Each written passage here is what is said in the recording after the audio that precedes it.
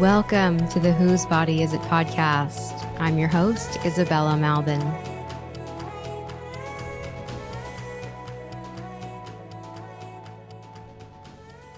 For those who don't know me, I'm a birth worker, a life coach, hypnotist, and a former liberal feminist turned radical truth teller.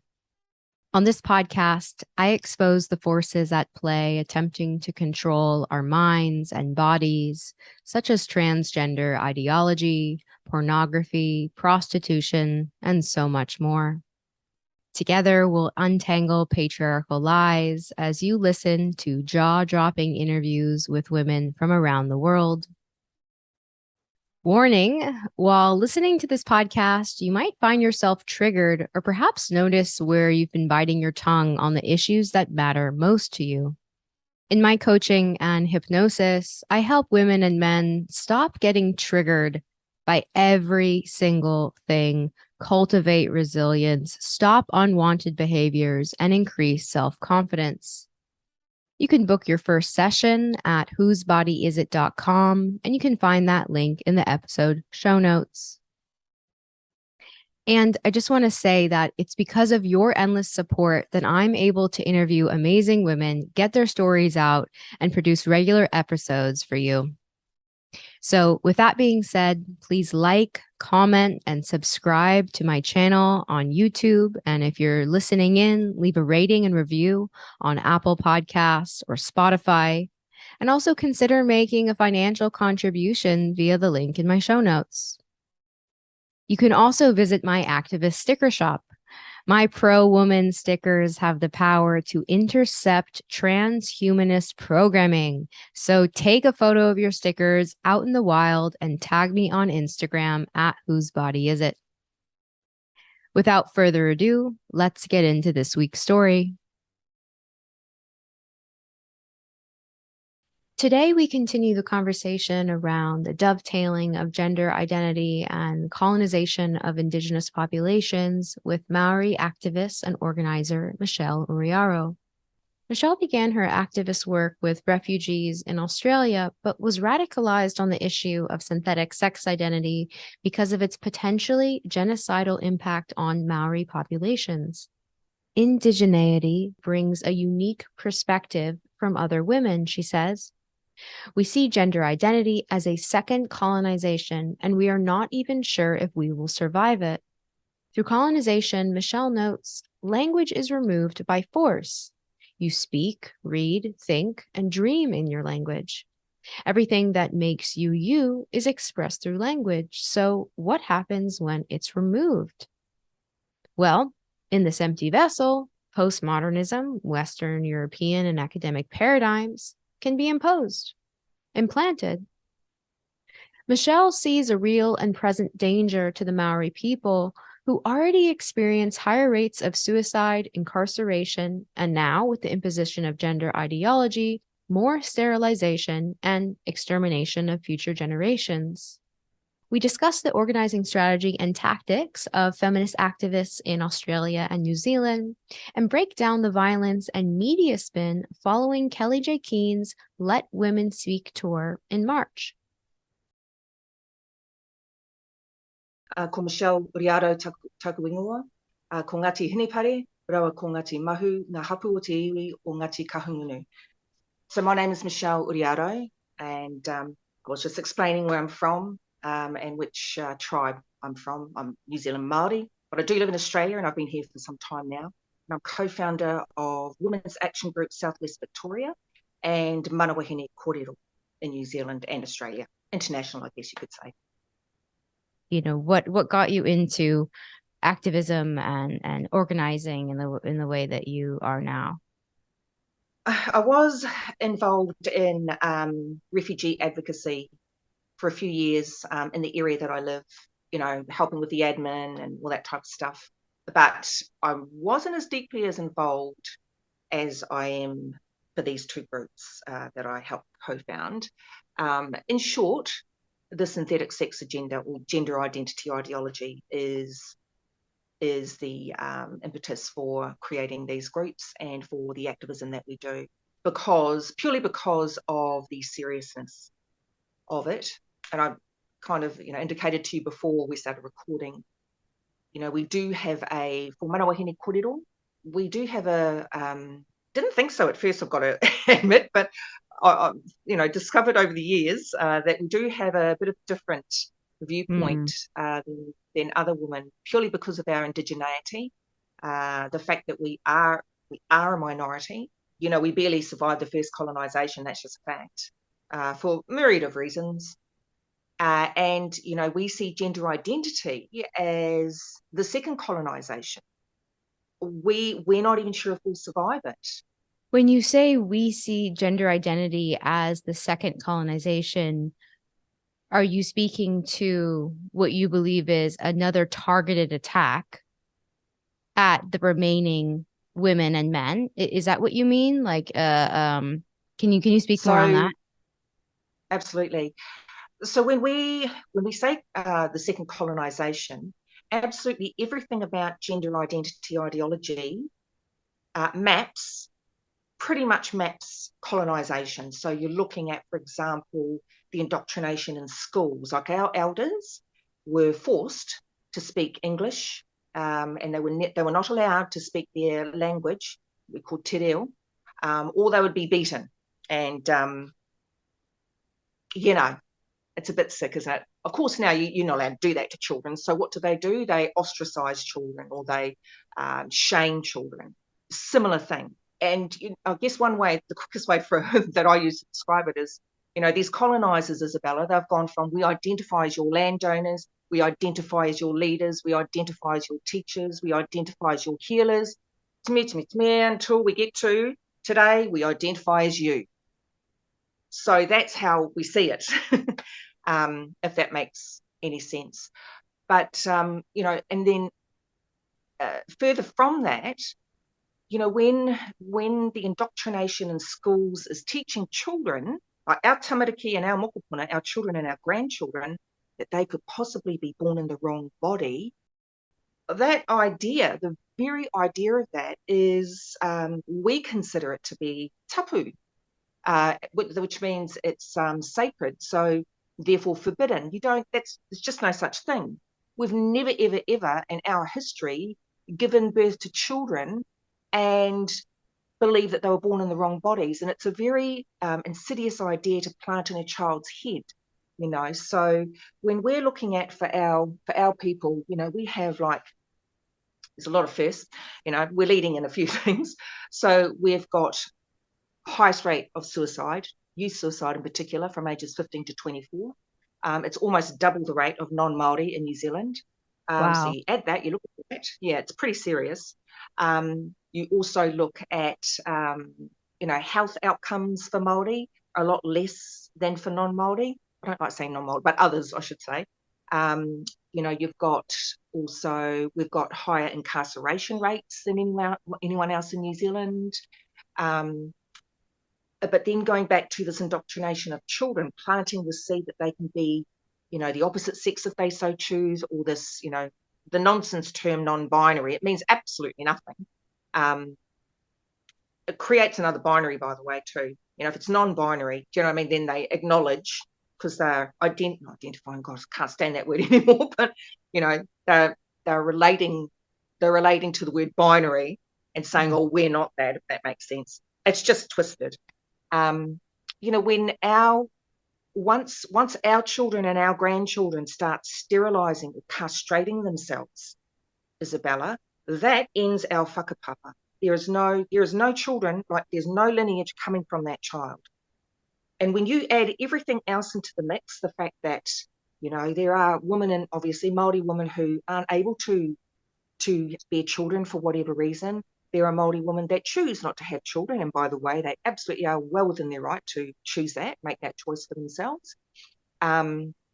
You put all of that into the mix, we see this as an extermination of our people, because we are the minority in New Zealand. It's just a fact. There's not much of us left. There's not many. And even if our tamariki and mokopuna in schools now don't buy into it, we don't know the impacts of this ideology because it's the first time it's ever happened. So we don't have any data to suggest that they may actually believe it but don't want it for themselves. They may do it to their own children. And even if they don't do it to themselves, they might fall in love, have a partnership with someone who does believe it. We see it as a contamination. And you see what I'm saying? If that makes sense.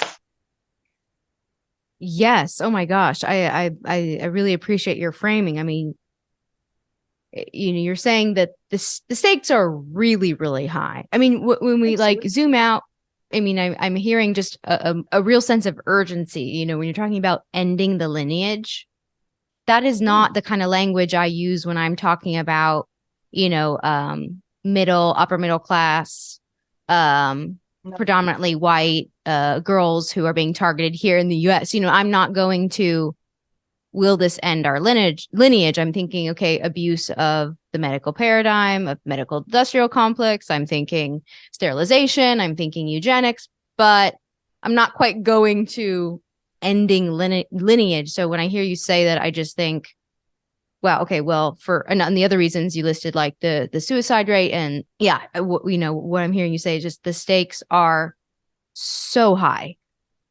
They're very high, Isabella, and that's why we do, we are considered to be quite hardline, and that's why, we will refuse to call men women. We just cannot, because our culture hasn't ever called a tane a wahine, like a man, a woman. There are certain protocols in our culture, for example, like when, I don't know if you've heard of our marae. So we're not a homogenous group Māori. We are made up of different hapu, and that's what I introduced myself before, my tribes. And each hapu has their own marae, like their own, what would you call it? Like your own community centre, I guess you could call it, for the families that belong to that hapu, that tribe.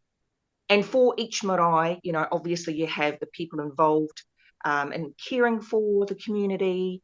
That's usually where we have our birthdays, where we have celebrations, and our funerals, our tangi as well.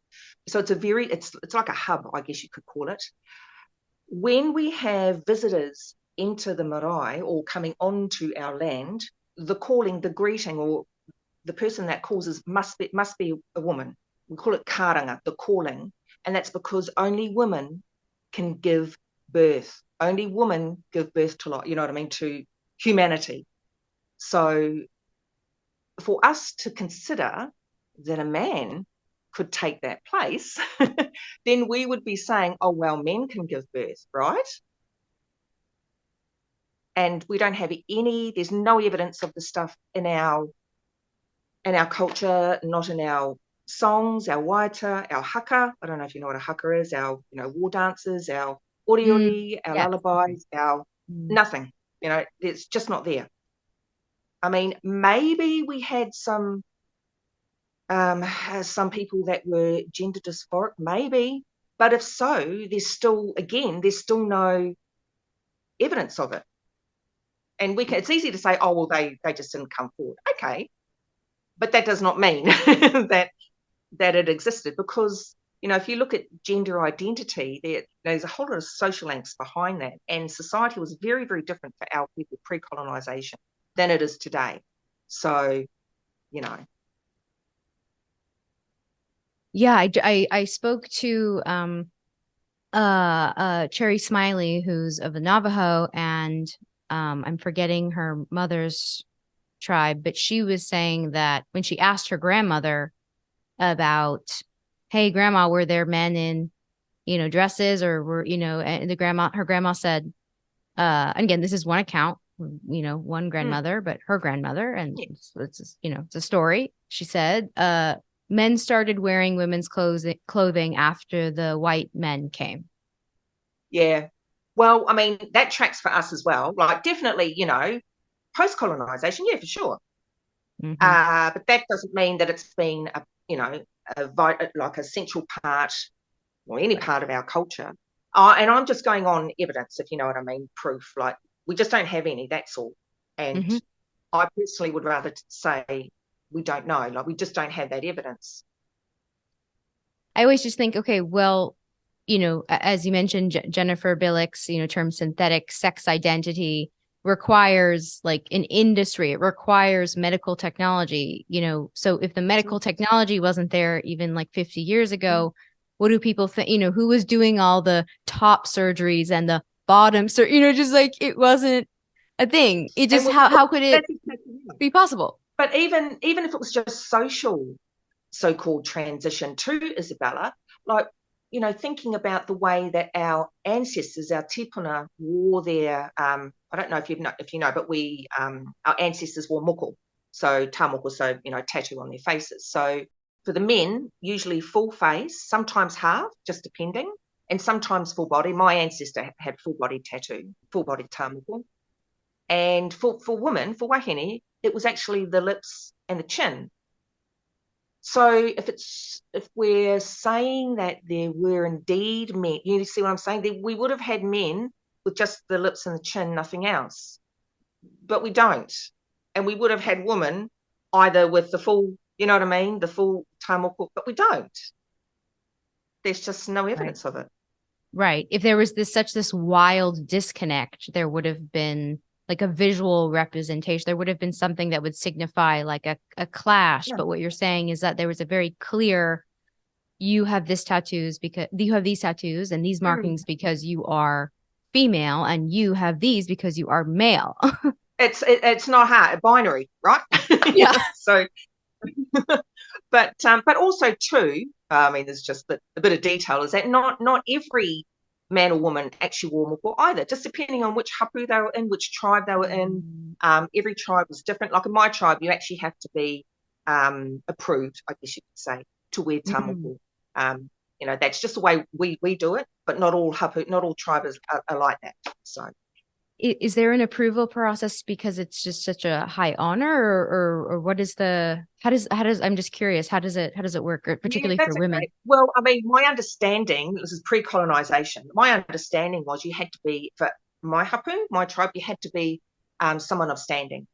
So, and it had to be approved, I guess, by the leaders, the rangatira. So, can you go into like how you've been seeing it pop up, or maybe where you haven't been seeing it because it's kind of everywhere, but would you say that, and maybe you can speak to what's going on in New Zealand, on also in Australia, but particularly, the land or the area where you're from, are there like gender clinics? Are they setting up actual medical clinics targeting your hapu's like youth?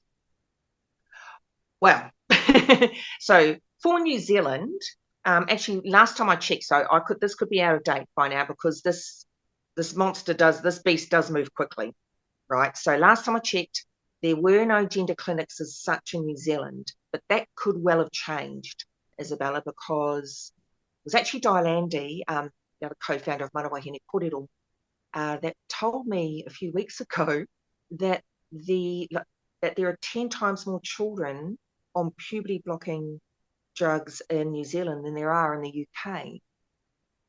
So it seems as though, or rather last time I checked, there were doctors actually just prescribing the medication to children. Wow. Like a take home, like order to your door. Yeah, exactly. But for Australia, there are gender clinics, but the biggest one, the most, I guess, well-known gender clinic in Australia is a few hours away from me in Melbourne. And that's at the Children's Hospital. So it's based right there at the Children's Hospital in Melbourne.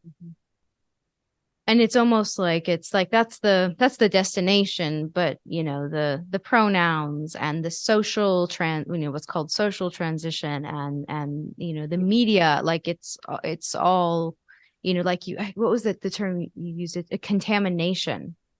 I really appreciate that. It really is a contamination, and it does spread. It does spread so quickly. And I appreciate you saying, like that your flags are up. First, we tell you we're your landowners. Then we tell you we're your teachers. Then we tell you how to forget your language. And then we tell you, no, we just are you. Yeah. That's been the trajectory. Like no one can deny that. right? Yes. Yes. And Mm. it's so interesting because I think, how do I put this? I think when Jennifer Billick first, she was the first woman that I heard talking about the colonization of female biology. And if Mm. you don't personally, or I'll speak for myself because I don't personally feel like talking about colonization or feeling the impact so heavily of colonization is not a huge part of my consciousness. It's not the way that I've had to navigate the world. And so Yeah. hearing that word was like, really? Me? My Mm. mind and body is being colonized. Okay, well, I was convinced to take hormonal birth control. Okay, I can see how I was, manipulated in certain ways. I can see how I've been a victim in certain ways, but colonizing my biology, and I think women in my demographic as well, I think have a hard time believing that on some level that we could be victimized because we're constantly looking like outward or projecting outward. I guess to my point is that you being able to kind of connect those lines like immediately is like totally distinct from the way that I as a white woman, in the US, it was able to kind of have the information click. That's good. That's good because I guess, and that's what I mean by we have a very different take on it. And it's not until we say that you can see the penny, like the penny drop, like, oh yeah. And I mean, I understand that word colonization. A lot of people go, oh, you lost me at colonization, Michelle, because they don't like to talk about it. They don't like, but it's a fact, right? It's a reality. We talk about reality. We don't care if trans rights activists get upset at us for talking about reality. We don't care who. We will speak the truth Mm-hmm. regardless of people's feelings about it, because it's that urgent. We're not gonna, we don't, say, oh, we're not transphobic, or, you know, because to us in our culture, there's no such thing as transgender, because we don't even have a word that translates. And I'm talking about, pre-colonization. We have now because it's just been introduced to our language. We don't even have a word that translates to gender in our language, right? So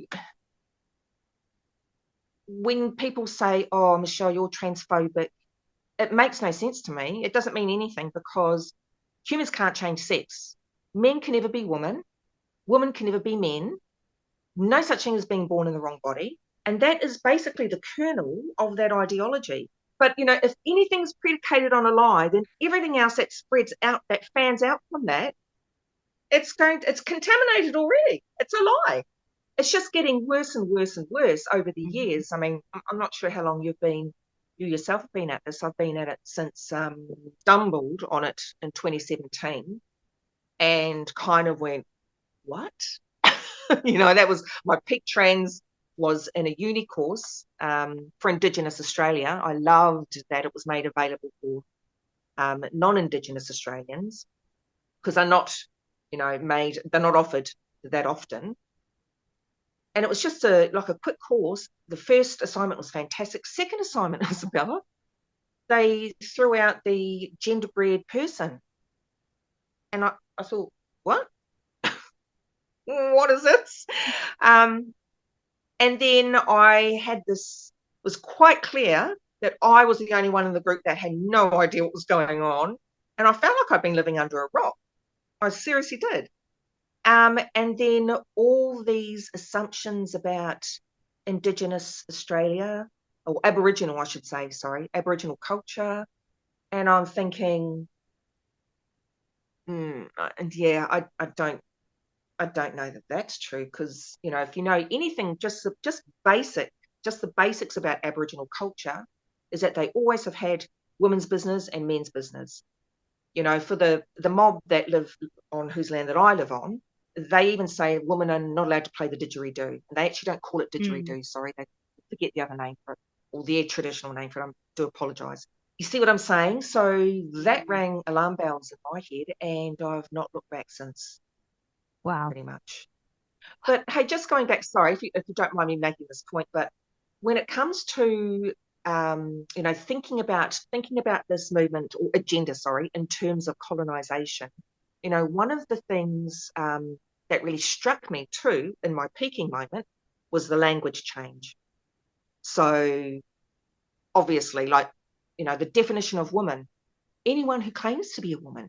So that's one of the tools, that's a colonizer's tool, is to aim for the language. And when you think about it on a deeper level, I probably spend too much time thinking about it, but the way my elders described it to me, when your language is removed from you, especially by force, it's not just that you speak your language and you read your language, Isabella. You think in your language, you formulate thought in your language, you dream in your language. Everything that makes you is expressed through our language. It's thought in our language. When that's removed, can you imagine? Can you imagine what does that leaves you like an empty vessel? It's very, very dangerous. Very dangerous. That is so frightening. That is so frightening. So, okay, so it's 2017. You're peaking. You're like, what the hell is this? What's going on? Deep dive. Who did you turn to? Yeah, what were the responses to friends, family? Yeah, can you talk a little bit about that? Oh, yeah, sure. I actually, to be honest with you, at first I sat on it for a while because I wasn't sure that what I was hearing was true. I wasn't sure if this was just made up because it's so out there and outlandish. I'm thinking, maybe I've got this wrong. Maybe I'm misunderstanding something. So I know Kelly J. Keane Mitchell was definitely in there. I couldn't see anyone in New Zealand speaking about it because, to be honest, that's the first place I looked. Someone in New Zealand. Is anyone talking about this back home? What is going on? I came up blank. There was nothing. Only trans rights are human rights, trans rights are those mantras. That's all I discovered from back home back then. And then Wagga Feminist, fantastic Facebook page. I made a comment. I can't remember what it was about, what the post was about, and she politely corrected me. And the moment she corrected me, I went, oh yeah. and I actually I sent her a message. I said to her, I'm so sorry. I apologize for what I said. She's like, oh, don't worry about it. It wasn't like I wasn't being rude or anything, but and that set me on the path. So Wagga Feminist in Australia. And then I found Magdalene Burns. Of course, I found Magdalene Burns, the wonderful Magdalene Burns. It feels like years ago. It feels like a lifetime ago, to be honest with you. I ask a lot of women this, and some women have like blocked it out. I find, some of them are just like, there were so many like friendship losses and weird gaslighting things that like it's I can relate to that too. And also so much has happened, since that. So I don't know if that was your experience, but okay, so you were kind of like looking to the internet and looking for people who were speaking out. When you say that the admin corrected you, was that like a more quote progressive feminist group, or was that a like-minded? No. That was a like-minded group. Yeah, so Wagga Feminist on Facebook, they're excellent. They're I know that I'm pretty sure that they've been banned every now and then, but their stuff that they put out, it's all gender critical. But yeah, they pretty much set me straight. And then from that point on, because I was still thinking, like I said, I was still doubting myself that surely not. Surely these violent men aren't in women's prisons. Surely that can't be right. That's just internet gossip. But no, it's not. It's actually true, unfortunately.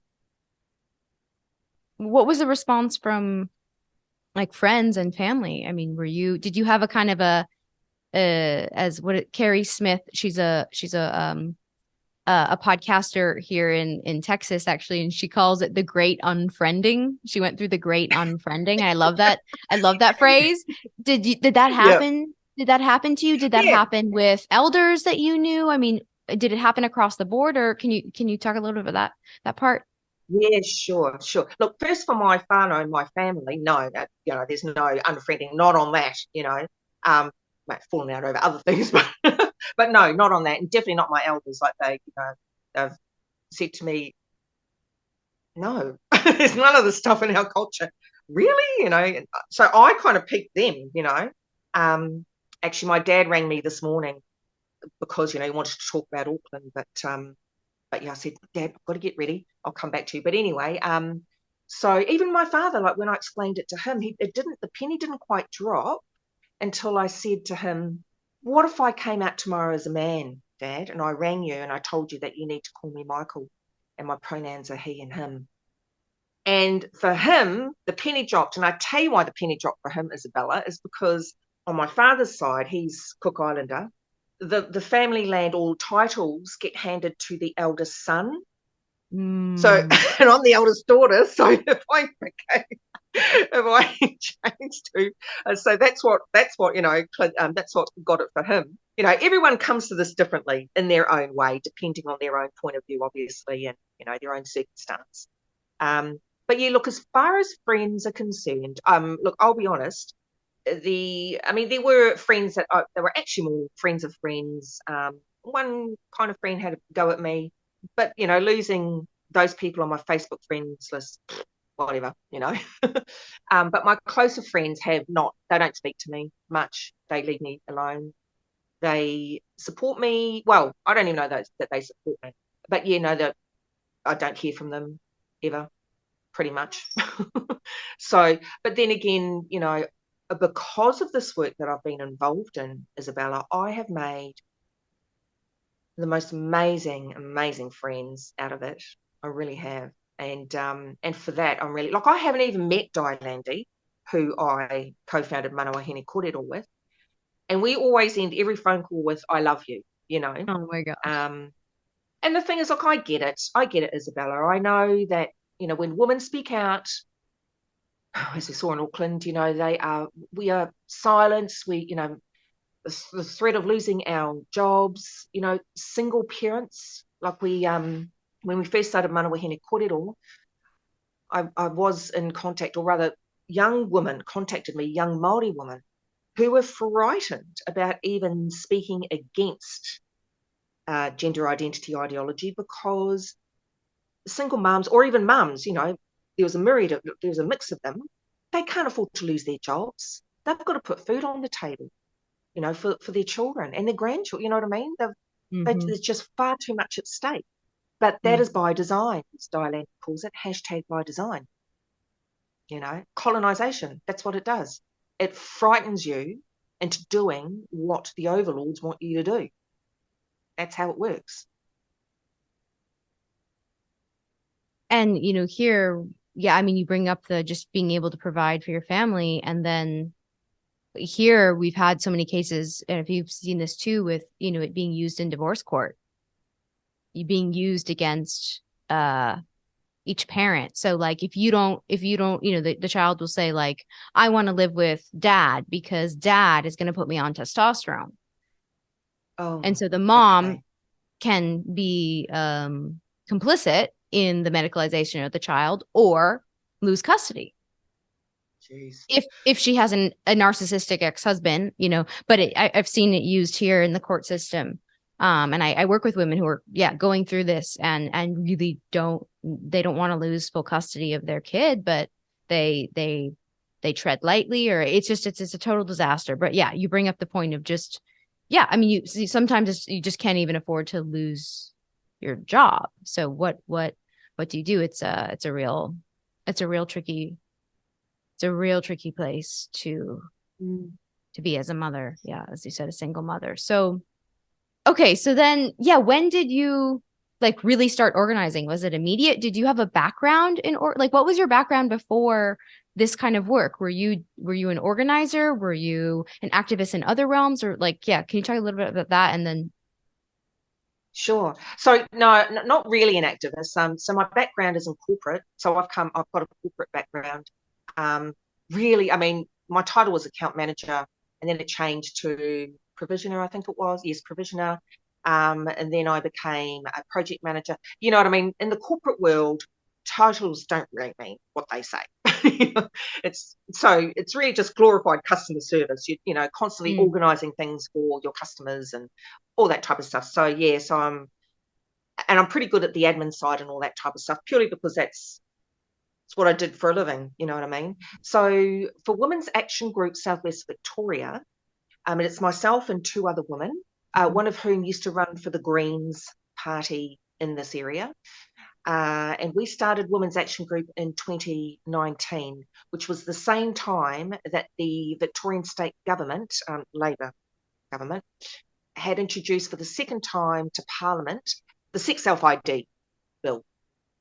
You know what I mean when I say sex self-ID. So it was the births, deaths and marriages, and I forget, it was a long, long title. And so when that happened, we thought, right, we need to organise so that we can address this. You know, it's funny because thinking back to those days, I don't know that we realised quite what we were in for. And here we are still doing the same, you know, well, not doing the same, actually. We, you know, for Women's Action Group, we started doing Speakers Corner events last year.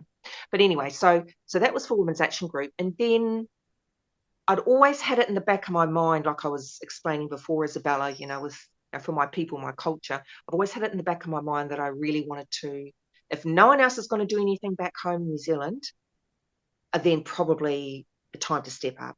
So we started Mana Wāhine Kōrero in 2021, I think it was. And that was also in response to the New Zealand government introducing similar bills, so sex self-ID and the conversion therapy bill, which erroneously adds gender identity. So yeah. Wild. And so what kind of action items do you now? You mentioned like let women speak, speaker corners, events. What other action items? Yeah, what services do you offer? How do you gather? Can you talk a little bit more about just the organizational component of what y'all offer? Yeah, sure. So for Women's Action Group, you know, we spent, you know, obviously the first few years meeting with politicians, writing to politicians, petitioning politicians, meeting with other women's groups, you know, organising with other women's groups, etc., etc., etc. And then we thought last year we need to start getting out on the street and doing something, because clearly they're not listening. And so, inspired obviously by Kelly J. Keane in the UK, we decided to go to Speakers Corner events, which I MC.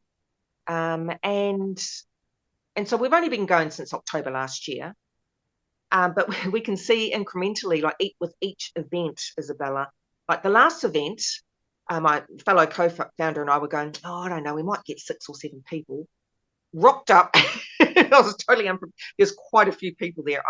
I think I counted something like 20 maybe, or something like that, which is a lot for us considering we started out with not that many anyway. We just thought it was really important that we start getting out there, making this platform available. We've got no plans of going like national or anything like that. We are based in Victoria. You know, we do want to go to regional Victoria as well, not just in Melbourne, but that will happen, you know, down the track. So that's for Women's Action Group here in Australia, and for Mana Wāhine Kōrero in New Zealand. Well, basically, it's almost like you're putting out fires. You know what I mean? It's like, oh gosh, Midwifery Council has decided to, you know, issue their guidelines saying that now they're going to remove the word woman from. So it's more, New Zealand is on the tail end of all of this from, you know, like the US, Canada, and other places, UK and Australia. So they're on the tail end. So they're going through now pretty much what Australia was going through like a few years ago, if that makes sense.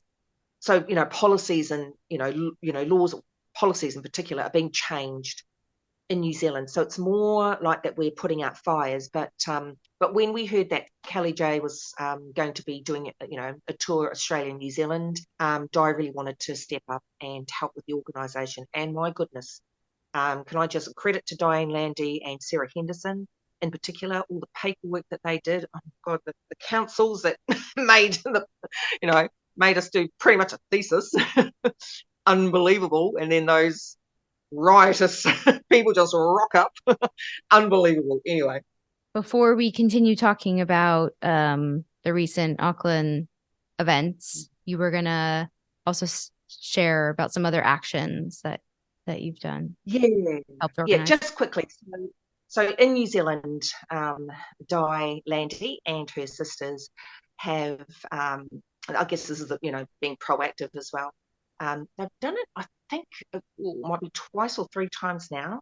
On International Women's Day, pardon me, they've woken up very, very early in the morning, and they have travelled to Wellington, and they have chalked up a storm, putting everything everywhere, saying men can never be women, puberty is not an illness, cismy, I don't know if I can say the word on your channel, cismy, behind, putting all these so that people can see, they get a visual representation of what's going on, XX woman. And they have obviously met with politicians as well. They even met with the human rights, who's in charge of the Human Rights Commission in New Zealand, Paul Hunt. He is actually one of the authors of the Yogyakarta Principles. So, Oh, wow. And signatories. So, yeah, I don't think things with the Human Rights Commission in New Zealand are going to be changing anytime soon, Isabella. Yeah. But anyway, so, they have absolutely done, so much work beyond just putting out fires. It's amazing. I mean, the work never ends. I mean, because it changes as well. You just don't know one day to the, like, we never thought we'd be spending our time doing damage control this way. We never even, considered that possibility. But anyway, yes. I saw like a meme recently of like one of those like carnival fairs where the hippos are coming out of the holes and someone's just banging, you have to like bang them they come up really fast and you have to like bang them back in. It was like this is what it feels like with all the bills trying to sterilize minors or something. It's just they're here in Texas, we have bills, just popping up. It's not in a legislative capacity. It's like nothing is, even if we pass something, it can be reversed. It's like nothing ever feels quite steady is what I'm finding here in the legislative capacity. I am not an expert on this. This is not my lane of genius, but I just, as someone who's resharing, the petitions and spreading awareness about which bills are popping up. You can't, I find it difficult to even keep up. There are so many. And I think it's a tactic. It's like to overwhelm, it's to overwhelm and to confuse, and it works. It does. It keeps everyone busy too. Like, oh no, I've got to, it really does. And so, at some stage you got to wonder, why are they keeping us busy? There's obviously something else going on. That's how we look at it anyway. Yeah. Oh yeah. Okay. So Kelly J, you facilitate Kelly J going to New Zealand. There are women on the ground. There, as you said, there were and with her UK team as well. Sorry, I should point that out. Yep, obviously. With her UK team as well. And so it's my understanding, please correct me if I'm wrong, that she was scheduled to come, and then a very well-known media channel made the suggestion, accused Kelly J of making a white supremacist hand signal when she was just touching her zipper. She was like playing with the zipper of her hoodie, like her branded merch. She's just like playing with it. And then, so that. Well, actually though, Isabella, that wasn't even the start of it. It actually started in Melbourne. I went to the Melbourne event. It was fantastic, by the way. Absolutely brilliant.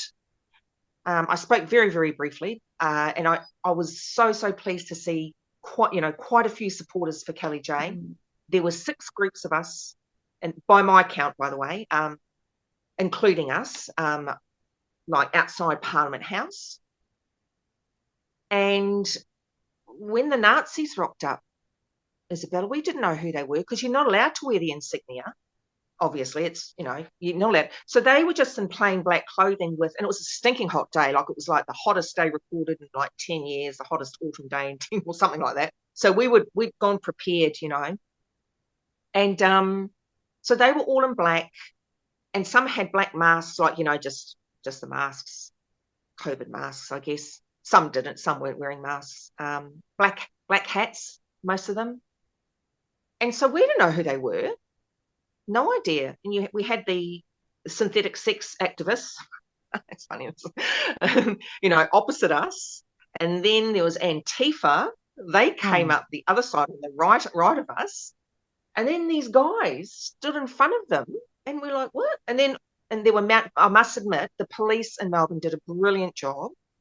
At first we were thinking, oh, they're not doing enough. But of course, after Auckland, oh my goodness, they're far better than, obviously. They were there at least. They did their job.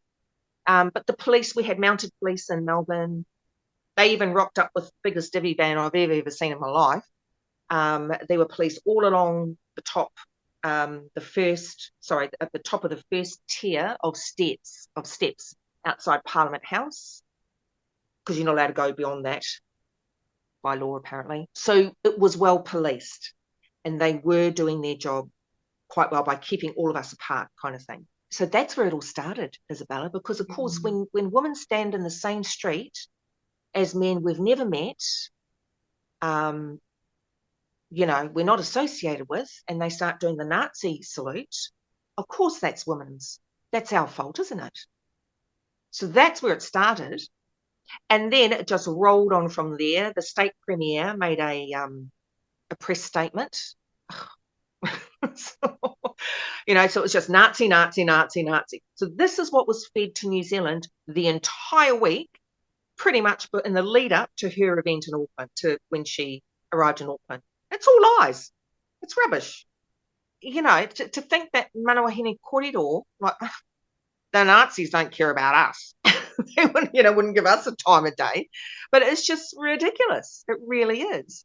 At the time, I have to admit, I did think to myself, it feels contrived. It feels orchestrated. Whether it was or not, I have no idea. But my goodness. Then Kelly J had, I think she went to Hobart and then Canberra, I think. Now, Hobart, oh my God, we expect Hobart to be feral because they are deeply imbued with gender identity ideology, Isabella. They're just so, anyway, and they were, they didn't disappoint. But then Auckland went and said, here, hold my beer. It was just, like I said, they had a week long of all this, and that, blurring out of Kelly J's hand on the, gosh, I'm so sorry, I forget which media outlet it was now. They all blended into one. They just all repeated the same narrative, unhinged, like totally just, what can I say? And so, of course, I think it was after Hobart, a few rainbow groups got together in New Zealand and tried to stop her from entering the country. They went to the High Court in New Zealand, who said, well, she's got to, she's allowed in the country because we've got no evidence of her being a Nazi, none whatsoever. That's why she was allowed in Australia too, because there's just no links. There's nothing. There's no proof. Right.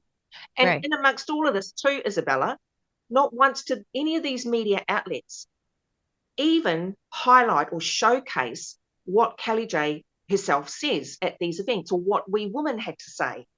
Not at all. It was all, smoke and mirrors. And like I said, it felt contrived. So by the time she got to Auckland, I believe she had a death threat on a note slipped under her hotel door. And I'm not sure if it was anyway. I know one hotel cancelled on her while she was on her way to New Zealand because, this mud that was being flung about her, people just believe it. It's it's what I don't get, Isabella. Like, have people taken leave of their senses? Like, do you seriously think that, elderly women are gathering to talk about our rights are, equal or the same as Nazis? Or are they saying Nazis are feminists now?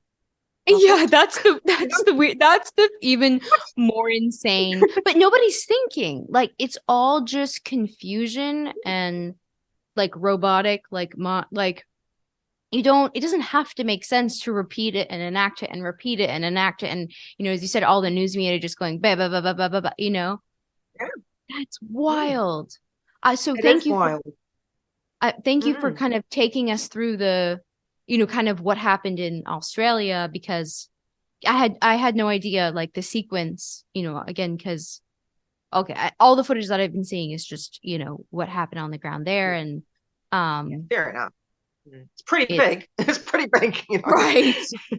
But So that like what came before is important, like the build up. And we mm, saw that here in the US tour, is that I don't know if you saw the footage from New York, where the barricades were being pushed up, and there were about 400 counter protesters, and about 100 by the end of it, about 100 police officers, and then about 20 to 30 women, just backed up, yeah, actually in a dead end, like where yeah. they couldn't actually get out if they wanted to. But yeah, but that was the last leg of her US tour, and she didn't actually make it in Mm, because for whatever reason it wasn't safe.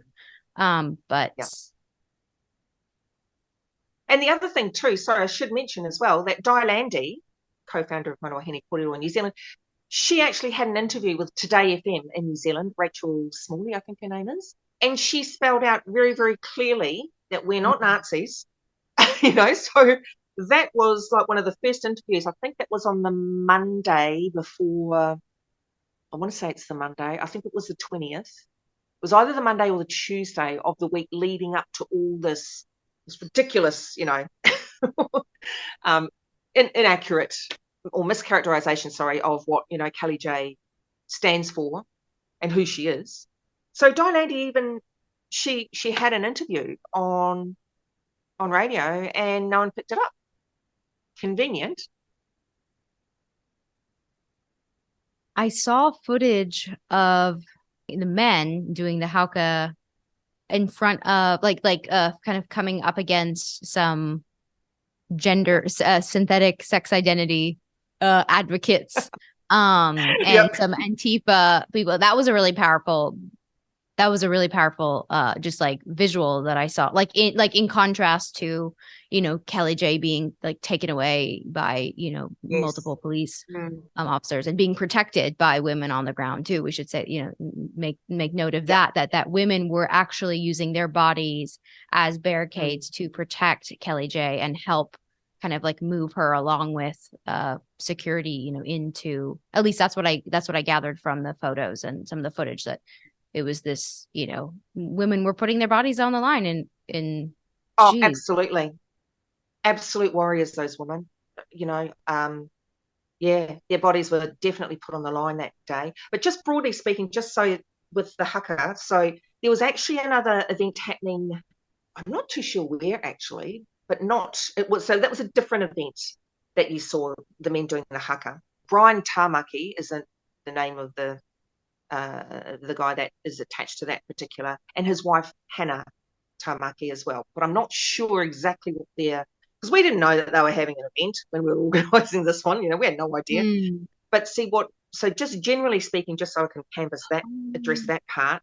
So the synthetic sex identitarians, violent lynch mob, um, I think they were high on their success, I'll say that loosely because it hasn't turned out that way for them, from, beating women, spitting on women, punching women. They were high on their violence from Kelly J's event. So they went up the road. I say up the road, Lucy, I don't know exactly where, to that event where you saw the photos of the men doing the haka, which was at that event, the Brian Tamaki and his wife Hannah Tamaki, their event, whatever it was they were doing. I'm sorry, I'm not sure exactly what they were doing. But they also agree that sterilising our tamariki is not a good idea. So, but of course, I think the synthetic sex identitarians didn't quite. Yeah, they weren't successful with that because, of course, the men were there and they were like, yeah. So they that didn't go off the Wow. way that they wanted with the second. Yeah. But like what a rabid mob. Oh, let's go and beat up other people. Like I know that the crime statistics back home are getting worse. I know everyone knows that. Horrible, but I think there was a lot of things that fed into, what happened on Saturday. But, mostly it's because the powers that be allowed it to happen. That's really what happened. When all is said and done, it wouldn't have mattered if we had 6 foot, fencing with weights, barbed wire. Not that we would have done that, but you know what I mean? Wouldn't have mattered. They were 2,000 strong. 2,000. And there was only. Oh my gosh. Yeah. I'm telling you, women have come out of there traumatized. I think it was not. It might have been 2 days after. I think it was 2 days after. So it would have been on the Monday. A radio host. His name is Sean Plunkett in New Zealand, and his channel was called The Platform. He opened the lines for women. It was Women's Day, he called it, and he was having women call in so that they could speak to their experience, or perhaps speak about what they wanted to say at the event. But it was what it looked like on when you see the videos. Isabella, was a mess. And at first it was really difficult because we thought that someone had actually, grabbed KJ around the throat. We were freaking, but as it turned out, it was actually her security making sure that she didn't hit the floor, because that's what we thought. If any of those women go down, especially if Kelly J goes down, it game over. And I'm so glad. I can't even imagine what it would have been like for her family to watch that. It's the first thing I thought of was, oh my God, her husband and children. I hope her children didn't see it, but how awful to see that. And for the women to put their bodies on the line, one woman, she's in her 70s, has come out with a fractured skull. The woman who was punched? Yep. Oh my gosh. Yep. And not just once either. So, and not just that, there's another woman has got a broken foot. That it was just violence. It was just unmitigated, unfettered violence. It's just no two words. It was just like a have at it. Like run loose. Now's your do it while you can. Do it while it's socially acceptable. If this happened in a different context, different response. But in this context, it's somehow enabled, justified. And also too, Isabella, like the man that actually, the young man that put the call out to everyone to come and counter protest, he recently won Young New Zealander of the Year. He won that yesterday. His name's Chanel Lau. Chanel Lau, I think it is. Now he's deep in with governmental people. I know, I'm telling you, it's rotten to the core. It really is. Absolutely rotten to the core. But, the good thing about this is that it has ripped the scab off. And, as they say, sunlight is the best disinfectant. And everyone has seen exactly how awful it is, how awful they are, and how what we've actually been fighting all these years. Now they've realised, they've realised the real impact, because it's, a bit like how some women don't really see it as, their body's being colonised. It's not until it's either explained or you can see, get a snapshot of what in fact is going on, like we saw on Saturday, that people realise, oh my goodness, this is what you've been talking about, what you've been, wanting to speak about, what you've been trying to communicate about. This is it.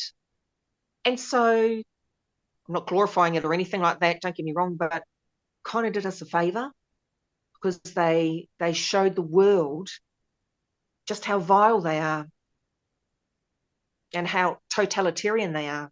Nothing, I'm sure you're aware of this, but nothing is good enough for them. Nothing but complete and utter capitulation. So that's what we saw on Saturday.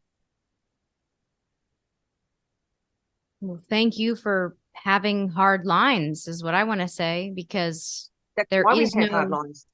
Mm. yeah, there is no neutrality in this. There is no, well, I can do this and they can have this and I can have that. And there's enough slices of the pie. No, no, like you There's said, not. you have to Yeah. completely capitulate. Yeah.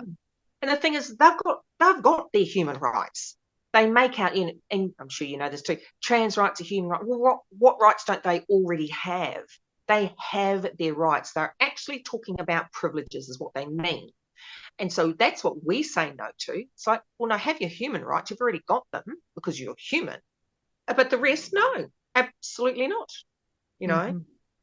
Mm-hmm. Mm-hmm. And we do this too, Isabella, because obviously, we're old. We don't care. We'll tell people where to go. We're adults. You know what I'm saying? But we're doing this for our children, our grandchildren, and our grandchildren not yet born. That's what we're hoping, is that we're still, we want our culture to survive. The other thing too is that we also have first time in history that we've had so many Māori sitting in Parliament right now. So sadly, there are Māori academics and politicians who are right there at the forefront driving this ideology. I know of 2 Greens MPs that were at the counter protest on Saturday, and one of them is the Minister for the Prevention of Violence for Women and Girls. And she's Māori, can I just say? She's Māori, Marama Davidson. Like you said, it's not a unanimous population, and it's infuriating. I mean, yeah, it's absolutely infuriating. I mean, it's just like psychological operation on top of psychological operation. And I think, the mind control that is going on, I think the coercion, I mean, it is so far beyond, I think. Oh, it's easy to feel totally hopeless. And as you said, you just, at this point, you're just putting out fires when it comes to what's going on in New Zealand. But like you said, they did show themselves, and they did show themselves. So that's one. You know what that saying is, when someone shows you who they are, believe them. I believe them. I absolutely believe them. I've always believed them.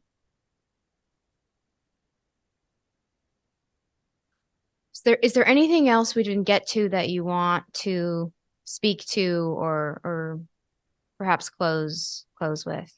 Yeah, look, I would. I've been thinking on this, and I guess because I've been obviously talking to women in New Zealand. But if anything, Auckland showed us, or New Zealand showed us, how important it is that we do the work before us, that we keep our eye on the prize. Allowing them to frighten you. That's what they want, obviously. That's what all abusers want, right? But I just want to encourage women to continue working on this. I mean, to be fair, I haven't heard anyone saying, oh, I'm not going to, oh my goodness, I'm so frightened now. I've not heard that, but I'm just saying, Isabella, that I'd really like to encourage women just to do whatever you can with what you have and where you're at, because this is an urgent issue. Mm-hmm. And I hope that how I've explained it from our Indigenous point of view, highlights, for us at least, and this is the thing, because we're a minority, it will eat away at us. It won't take much. It will not take much, But then, of course, there are other cultures, obviously, besides ours. So this really does have the potential to wipe us out if we're not careful, and I don't want to bang on too much about infighting, and we all know that there's lots of infighting going on. I just want to encourage women, we just need to lay that down, bury that hatchet, we're adults, and let's get this done, because we need to take this opportunity and use it for good, you know, make use of it. And other than that, I just want to thank you so much for having me on your channel. Thank you so much, Michelle. If you enjoyed this episode, please share it with a friend or family member who needs to hear this content. And if you do share it on social media, don't forget to follow and tag me at Whose Body Is It? So until next time.